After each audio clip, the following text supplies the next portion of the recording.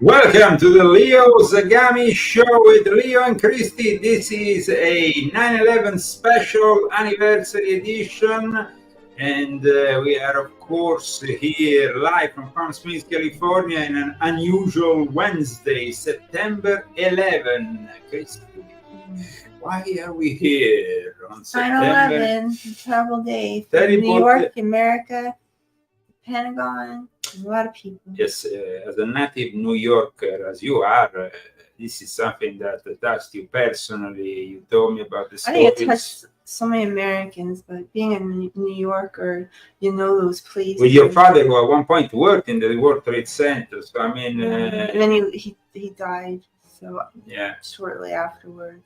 So this is something that touches you personally, and at the same time, this is the subject of one of the subjects of my newest book, volume 11. In fact, this 11 is built a little bit like the Twin Towers, and we want to thank the people who are purchasing this book, because guys, it's a bestseller. It's a bestseller. I mean, we're gonna now go and scroll down in all the various charts, but it is really becoming a bestseller, and I'm really glad about it. We have also, though, 9/11 as a subject, of course, of volume 10.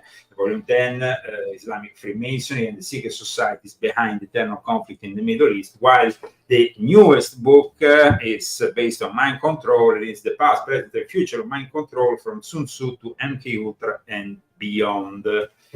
Christy, who has made this show possible today, aside from the people who, of course, purchase our books, and amongst the books, this one. This one. That's my bag. The Family Cookbook. I use it all the time. And I must say, I just tasted from Christy an amazing dish, which I would like to show you. It's this is a gliccia. It's basically a sort of matriciana in bianco with piselli, with peas. Yes. So you want to quickly describe this recipe? Well, darling, this recipe isn't in my cookbook. I know, right. That's why I wanted to give this recipe to our viewers. This is an exclusive recipe that you can... It's kind of like an amatrice. Well, it's a gliccia. And it just has peas in it, basically. For those who don't know, matriciana is a kind of pasta which is made with guanciale. How you would describe guanciale to our American friends? It's really good. It's like kind of like bacon, but it's thicker. You cook it like bacon. It gets crispy like bacon, but they're bigger pieces of it. It's really good. It's pretty salty and fattening, so you can't eat a lot of guanciale, but it's nice once in a while. But but this recipe I just had, so I just used them, and that's why. And I looked up, and you can do pancetta and peas, and it was a bunch of recipes in one, right? It was really good. It was really good. Now, as we still have the music in the background, Christy, who made this show possible also as a sponsor? Today we have a sponsor. Yeah, because normally we're not here on a Wednesday, but we said we'd come back if we got extra to come back, and we got extra. Daniel S., thank you very much for donating for today so we can have this special show. We normally wouldn't come back on this day, so I'm really appreciative to be able to talk on 9/11 and hear what he has to say about it. So it was very shocking to hear it was a mega ritual, and I didn't want to accept it at all. At the time, I told him he was a liar and that I didn't negotiate with terrorists. And then I hung up on him, and then I put it back. This was like 15 years ago. I know, that was when you had to break that to me right when we started talking. I was like, I told him that, but as you can hear, I was brainwashed. But now I know that we all got brainwashed in one way or another, in some way or another. So read his book, and you'll find out how, why, and what to do. We will today cite from my books during this special. Of course, we need to open this special with today's anniversary commemorations that were done in New York, and there was actually an extraordinary Donald J. Trump once again had to shake the hand of Kamala Harris after yesterday's debate. Now there is, of course, a lot of controversy surrounding Trump's performance, but the main thing is that Trump actually was a gentleman, and he shook the hand of Kamala yesterday before the debate, and today look what happened in New York.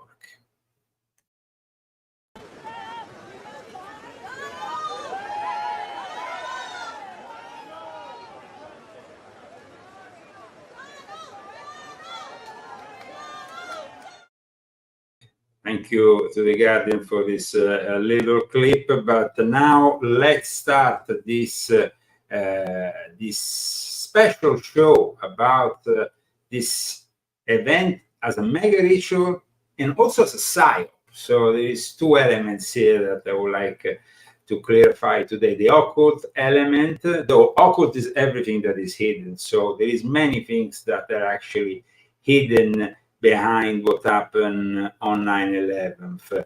And of course, we have also some interviews that Trump himself gave on the day it actually happened. He was not yet a politician, but he said some interesting stuff. First of all, I would like to open this whole show with an insight, of course, on the way that 9/11 was unfolded. And it was unfolded, of course, despite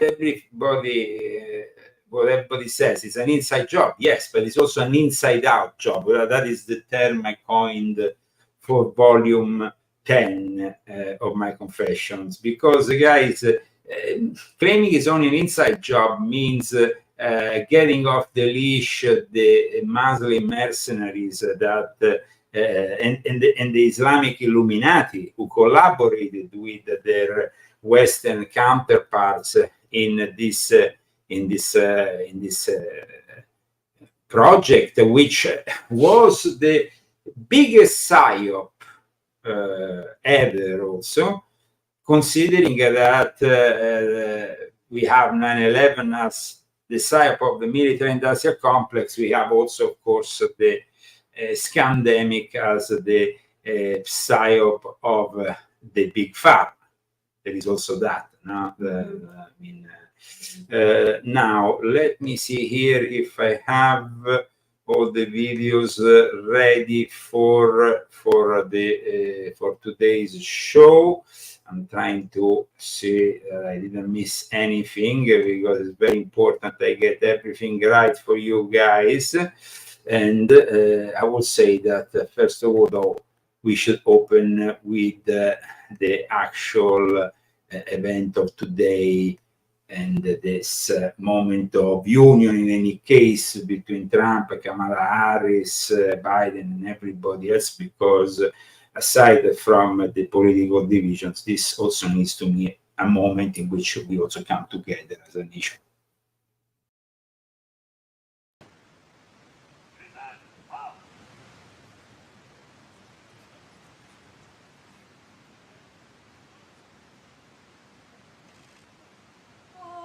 Say, can you see by the dawn's early light what so proudly we held at the twilight's last gleaming, whose broad stripes and bright stars through the perilous fight o'er the ramparts we watched were so gallantly streaming, and the rockets' red glare, the bombs bursting in air, gave proof through the night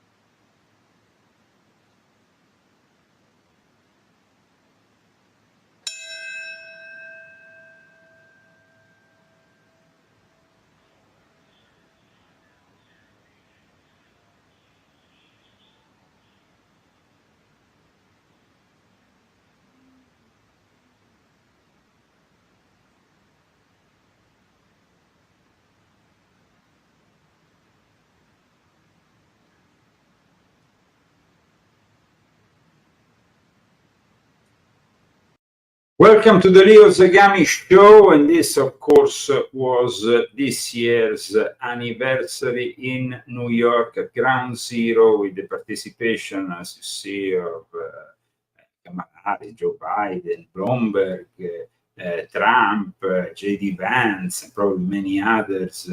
I think it's always a solemn moment, should be respected, and this, of course, despite this moment was artificially created at the time to induce a psychological reaction. I mean, like I explained in volume 11 of my confessions, there is a couple of points here that need explanation, of course, and then we will go into the deep analysis also in the esoteric part of the analysis, the symbolism. George W. Bush, who was in this elementary school reading My Pet Goat as the ritual was unfolding, the pet goat ritual. We define this moment as a satanic moment because we know the relation between Baphomet and the goat, especially since 1855 with Eliphas Levi, who made this drawing that was then launched in 2012 as this giant statue symbol of the Satanic Temple, which is the latest evolution of modern Satanism. Welcome to the Leo Zagami show. Today we are here for this special anniversary edition of 9/11, thanks to our sponsors, because thanks to our sponsors we can bring you extra shows during the week. If, of course, we have such sponsors, we will deliver. We deliver what we promise to our audience. This is very important for us. And also, it came together coincidentally with an anniversary of great importance for us. So here we are. And if you want to support other shows during the week, you can do it on GoFundMe. You have it here on the screen. But let me go on volume 11. Volume 11, here we are on, let me see where we are here. This is my latest book dedicated to mind control. And in chapter 5, I have this 9/11 mega psyop and a mind control prison. Now, what does this mean? Let me first of all cite from the late Dr. Michael Aquino in regards to false flag operations. Aquino said, government, I'm putting here Aquino, government kills or allows to be killed their people when it is deemed necessary to create popular fear of and antagonism towards a scapegoat. Go back to the goat, you know, you have the pet goat, you have the scapegoat. Target that has itself not committed any such act. History is replete with examples exposed or still clouded in deception and suspicion. So, the CIA for 20 years did MK Ultra.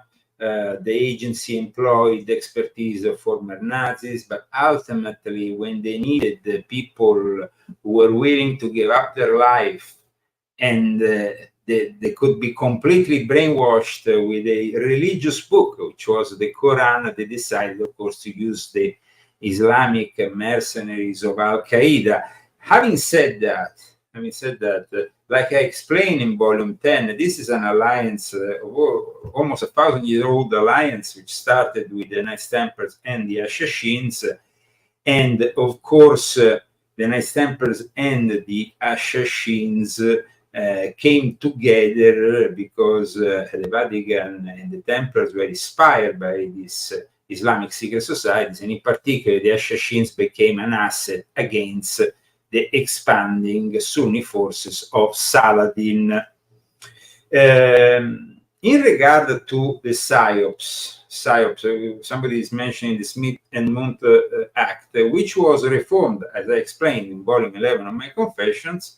It was reformed in 2012 with the excuse that Al Qaeda and ISIS were attacking and making themselves known to the Arab and Persian minorities here in the United States, and that they were actually psyoped by ISIS and Al Qaeda, which is a paradox, because in reality ISIS and Al Qaeda are two creations of the deep state, so you can't really psyop yourself. But that was an excuse that gave the possibility from that moment onwards to psyop the minorities present here in the United States without having legal problems.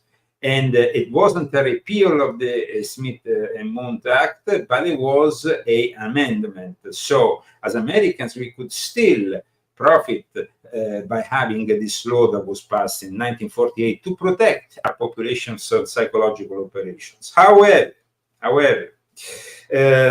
Michael Anthony Hoffman II, a former reporter to the New York Bureau of the Associated Press, who is regarded a little bit with controversy because of his at times anti-Semitic stance, he published a book before 9/11. It was rather interesting in this regard. I'm talking about secret societies and psychological warfare, which I actually cite here in my latest book, volume 11 of my Confessions.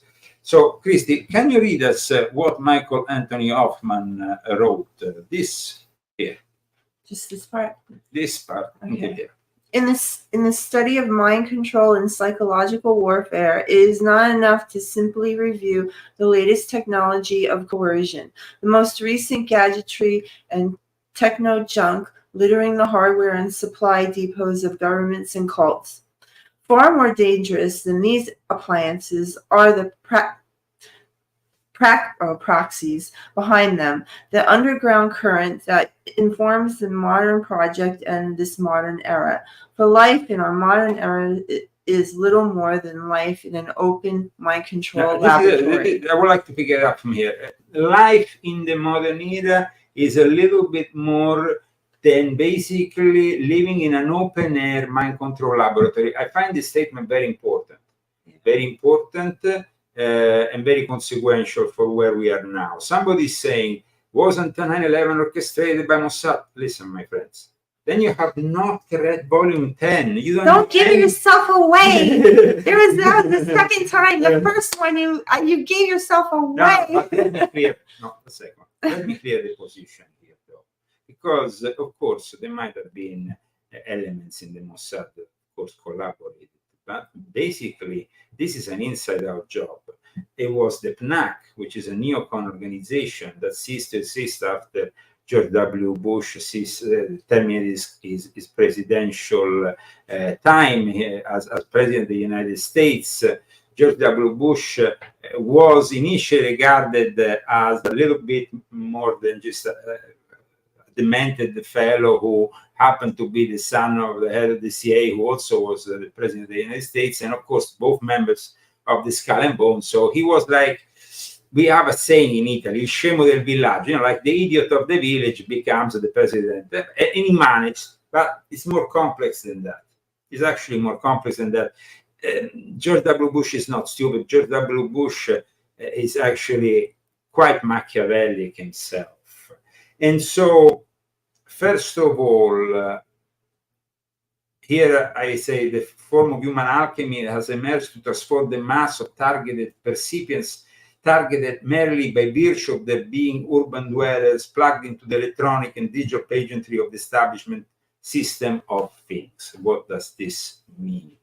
It means that we have been under constant mind war and psychological operation since 9/11, and of course, with the latest scandemic from 2020, that was like the big pharma style, while the other one was the military industrial complex one.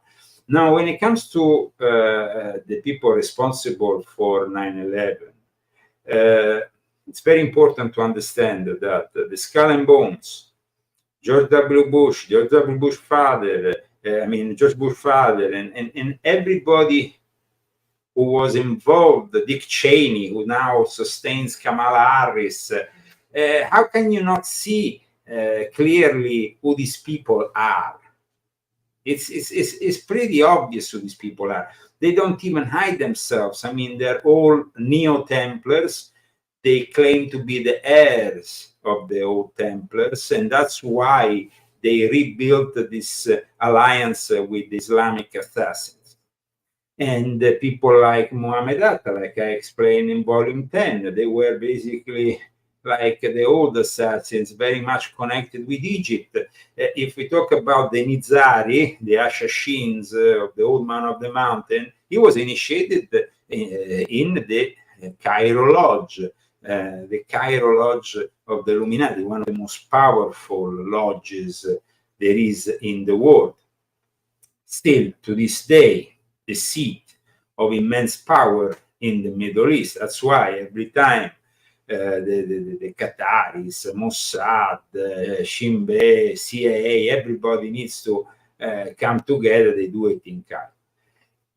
9/11 was important because 10 years earlier, George Bush father, I want to call him George Bush father, George H. Bush senior, he made a speech where he actually announced a new world order. I mean, he was pretty blatant about, pretty open about it. But how you arrive to a new world order once the Soviet Union has ended, once the big antagonist is gone, you have to create a new one. You have to create a new enemy. That was really something that these people needed. And I explained this in my book. I mean, in volume 10 in particular, I explained that there was an organization called PNAC that was established by these neocons, so they could find a new enemy.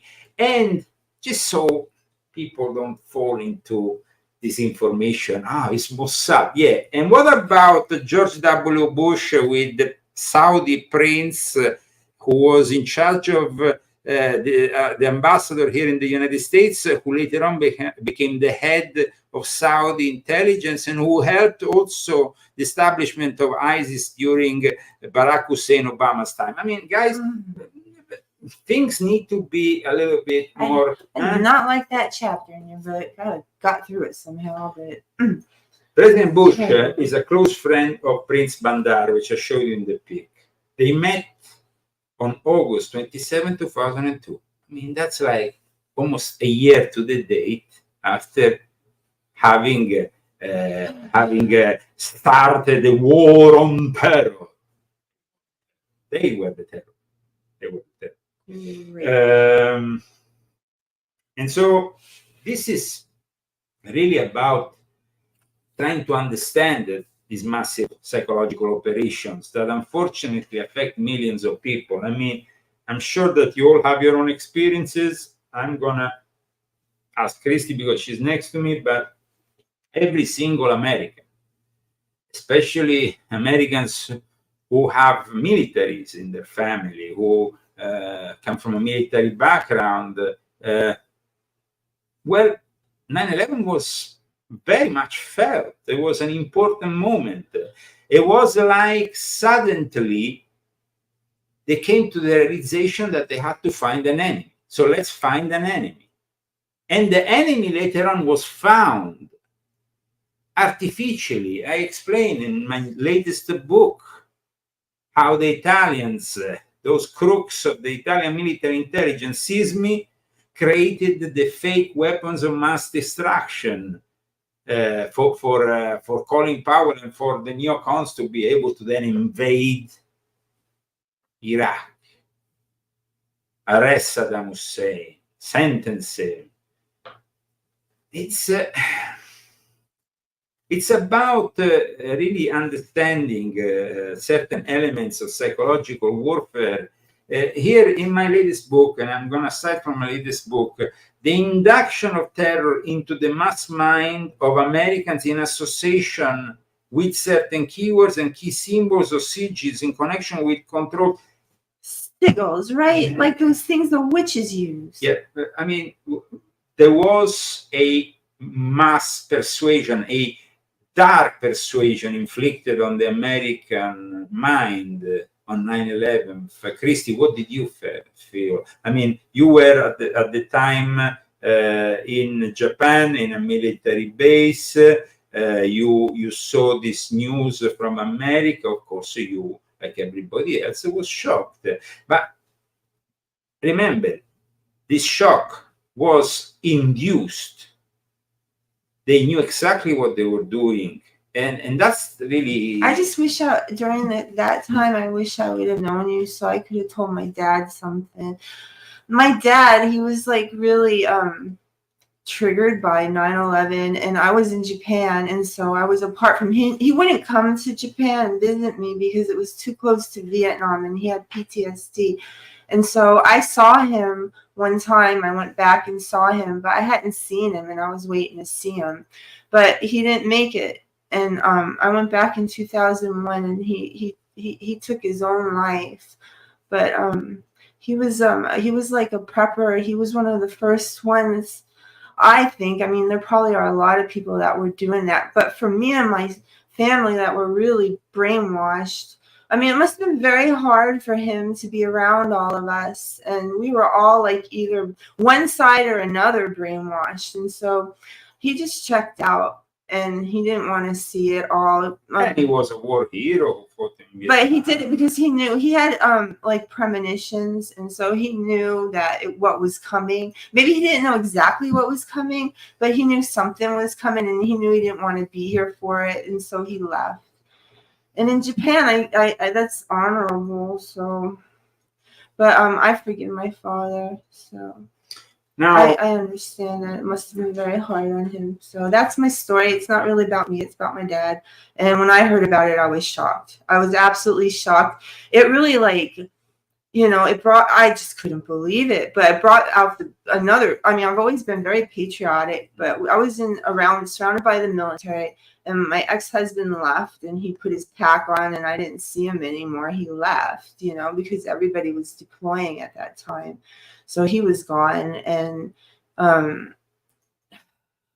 felt it from over on the other side of the world, and it still felt really strong. It felt shocking, and I cried. I cried with New York for a year. I cried for New York, and then I kept on crying because then I didn't have my dad anymore. So I kept on crying. So I've been crying a long time about this.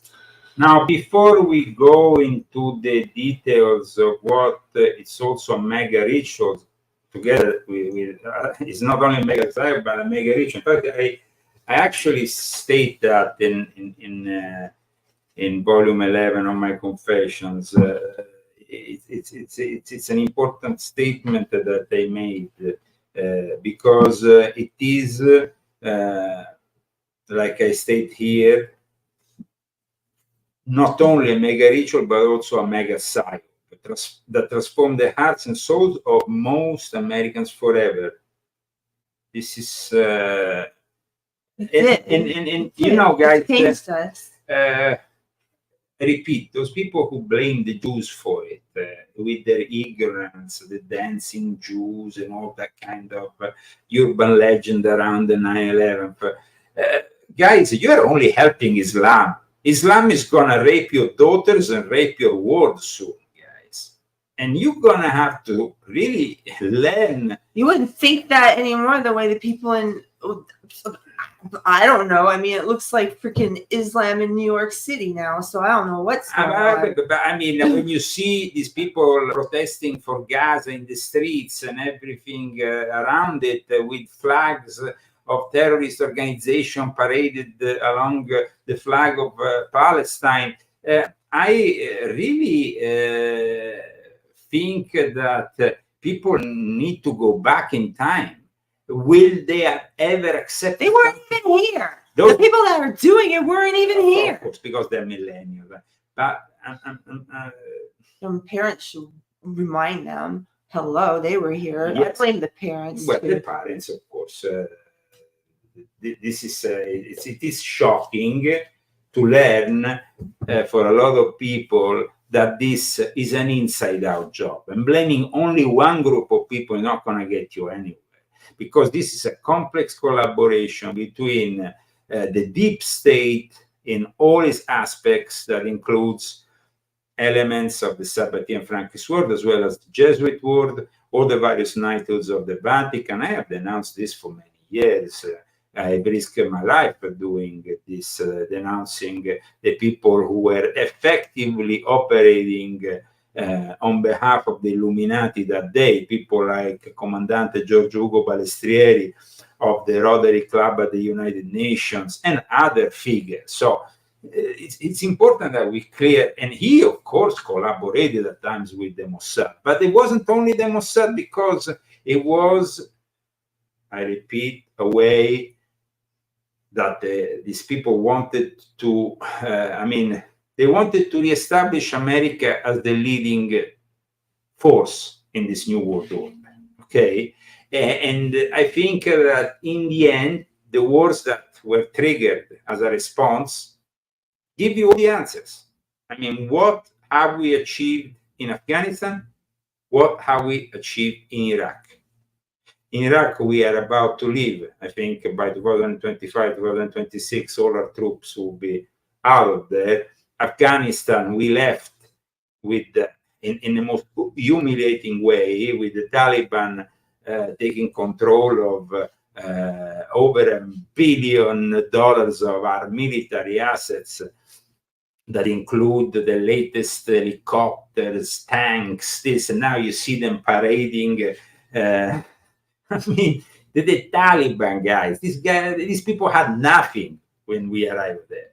I remember there was, there was Al Qaeda and there was a bit of money around Osama bin Laden. And then there was this mythical guy who was, I think, bin Laden had married one of his daughters, I don't know, the Mullah, I don't know. It was the one guy with an eye, only with one eye, with the old motorcycle. People in Afghanistan working either for the Taliban, meaning part of the Taliban or part of Al Qaeda. The maximum technology they could aspire to was an old AK-47, a Kalashnikov, a remain of the Soviet war. Nowadays, I repeat, they have the latest technology, courtesy of us, of Joe Biden, of Kamala Harris. And that is something that I think Trump should have brought up in a more, he, of course, at one point touched on it. But yesterday, there were certain opportunities that for some reason Trump missed. And one of the opportunities would have been to, of course, clarify what he did to eliminate people like the head of ISIS and, of course, the Islamic Caliphate, and then all the rest that goes along with him basically limiting the entrance from all those states in the Middle East, which often bring us on this side of the world the terrorists. Now, then you have people here in the chat, Palestine, this and that. Palestine, is not really of our interest here, because Palestine is the place where the day after 9/11, and Palestine doesn't really exist as a nation, but I'm talking about the areas where the Palestinians are, just like in Lebanon also, they were rejoicing, shouting death to America and burning the American flag. So I don't know what's wrong with you guys, and you continue to support this idiotic Palestinian agenda. You definitely have a problem with your memory. And it's okay. You can continue to insult us, saying, what a Jew here, this and that, spewing your anti-Semitic God's watching. You don't want to do that right now. God's watching everything we're doing right now. And if you're not nice, it's going to make you really ugly, and it's going to show up on the outside, and you're going to look like your soul. And ugly souls are evil, and they say evil things, and the ones that are with God are going to say the truth, and the ones that have God will see it. They have not. Just a second. They have. No. It's important that we focus on 9/11.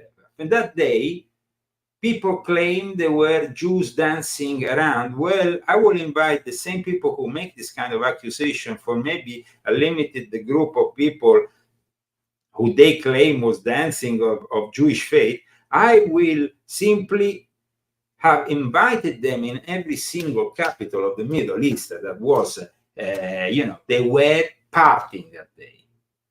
They were burning American flags, shouting death to America, and it was like finally they won, I don't know, a soccer or football tournament.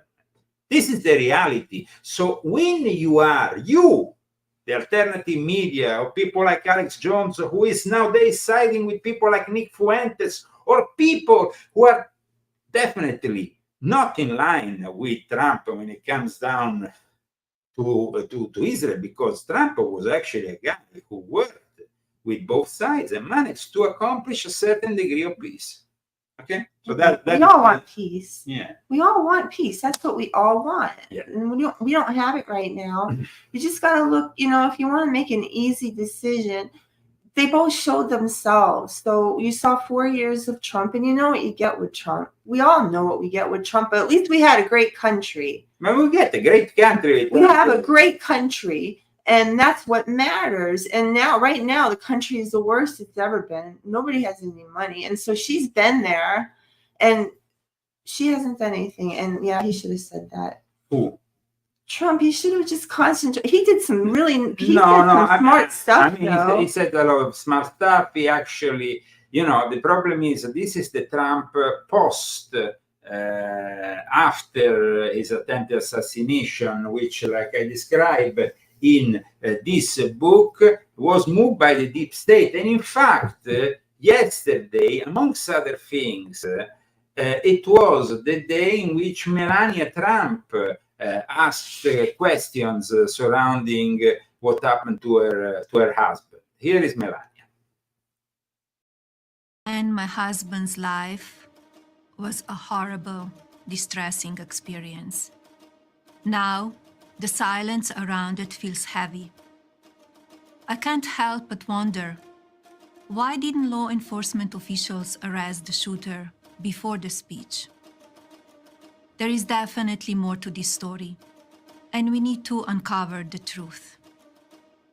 Now I will invite Melania to read this book. She might get all the answers she needs, because this attempt to murder Trump by the deep state will have just followed the many successful assassinations, unfortunately, that followed the JFK's assassination. Then we had Martin Luther King's assassination, Bobby Kennedy's.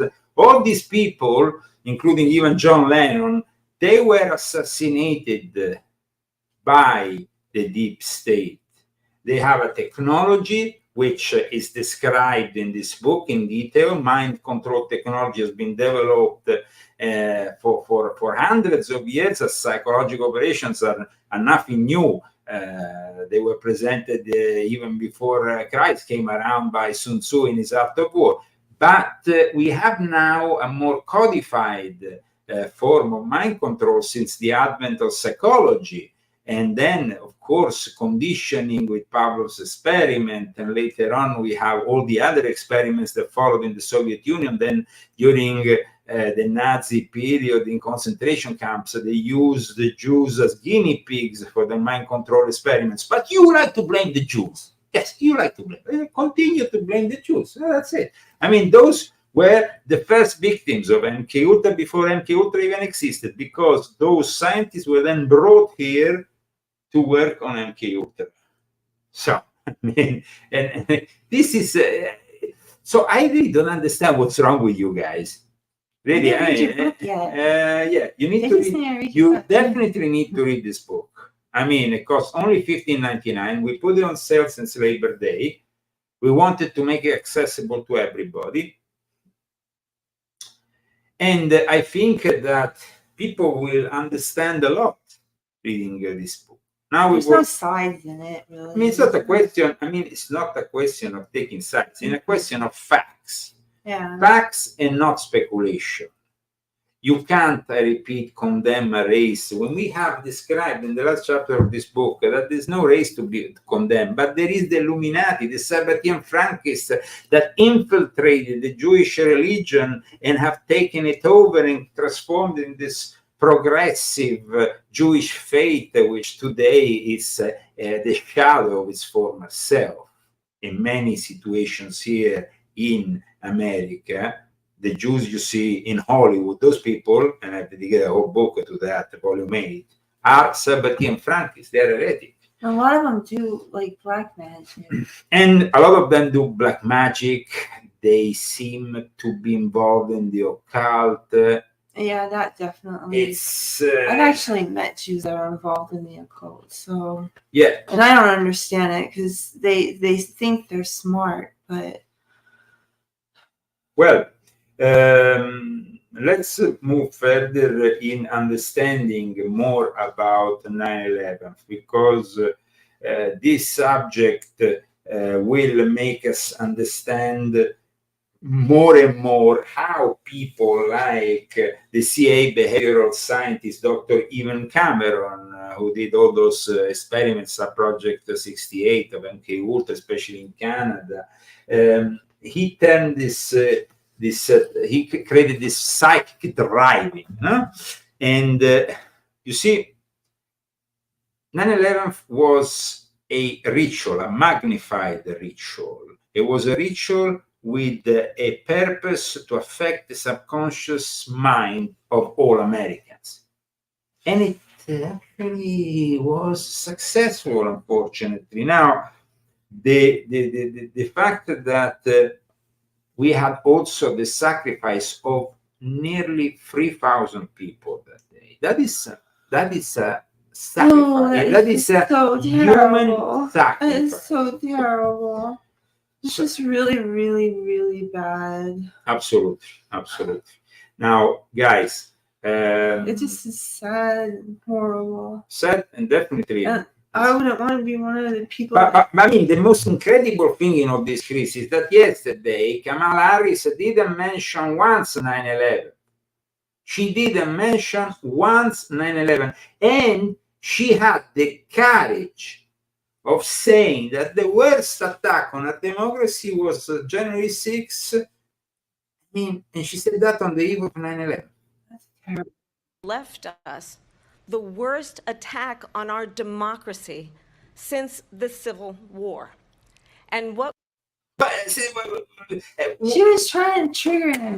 Where is 9/11? The snowflake was trying to trigger. Okay. She was there today in front of the cameras because she had to be there.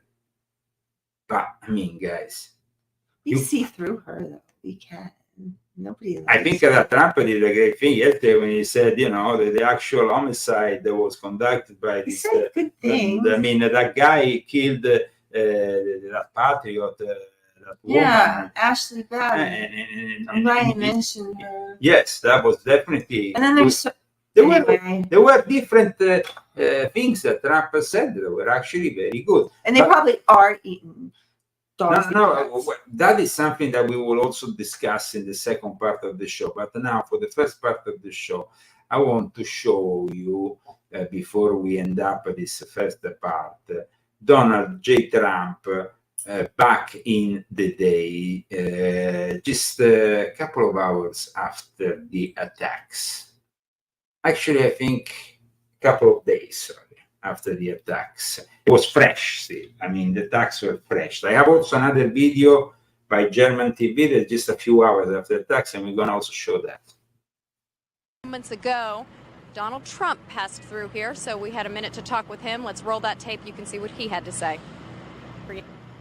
Well, I've never seen anything like it. I've seen two huge 110-story buildings that are reduced to rubble. Thousands and thousands of lives. I just got to see something that I've never seen before.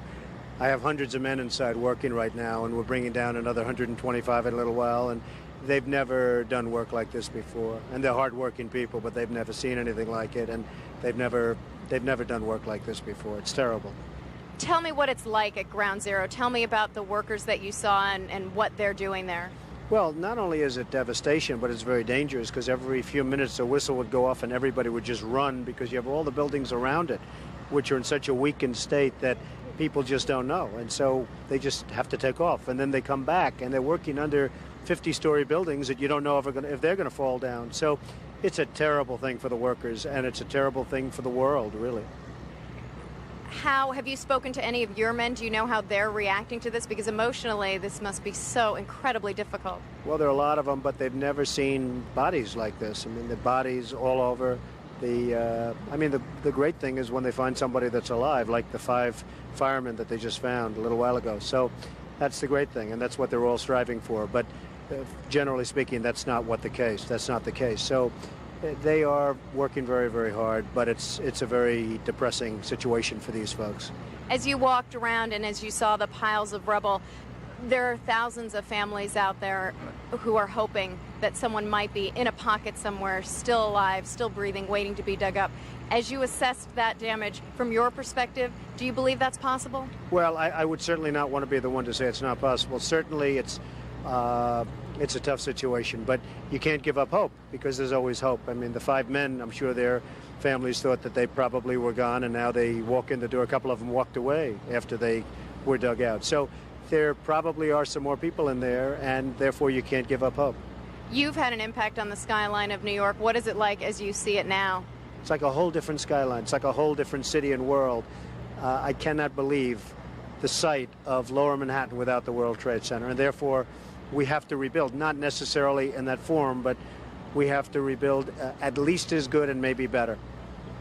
Just finally, can you tell me emotionally as you walked around, we've heard some of the stories from the firemen. They're so exhausted and mentally and physically. What was it like for you personally to go in and see all of what you saw? Well, it was amazing to see it. It was a very depressing scene, but I'll tell you what, you really can take heart. These firemen and policemen and the construction workers equally, the courage they have is unbelievable. I mean, they're working, digging out and lifting up steel, and above them you have 55-story buildings that are very possibly going to be pouring down on them any minute, and they're working like nothing's wrong. I mean, they're amazing.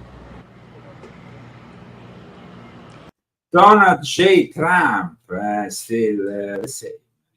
His hair, everything. Now, of course, 23 years later, here we have Donald J. Trump still with the firefighters today in New York. Let me show you this this moment today.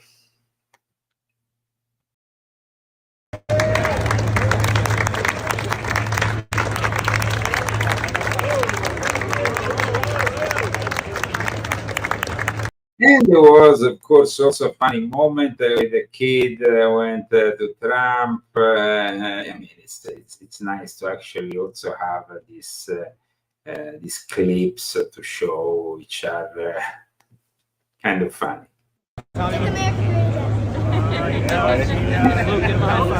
The kid said to Trump, "Make America great again." Great kid, great kid. Okay, guys, I see you for part 2 of this show. After the traditional track of Vincenzo Viceversa with the visuals by Albert Telepandemia, we decided to save the best for part 2 on X and Rumble. We are broadcasting on 2 channels on Rumble. We had some problems with Rumble today. Unfortunately, for some reason, I had to change at the last minute the old link. Well, guys, go on Rumble. Leo Zagami channel is very easy to find, or go on X. There's a blue check mark profile of Leo Lion Zagami on X. I see you for part 2 there with Christy. See you over there. And let's thank the sponsor once Thanks, again. Daniel Estes, for this show. See you soon.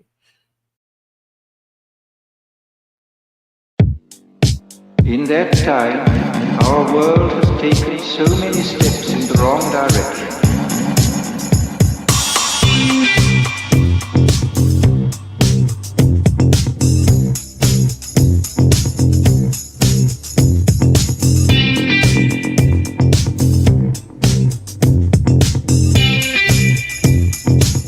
Negative technology, social organization, dehumanization, and the negative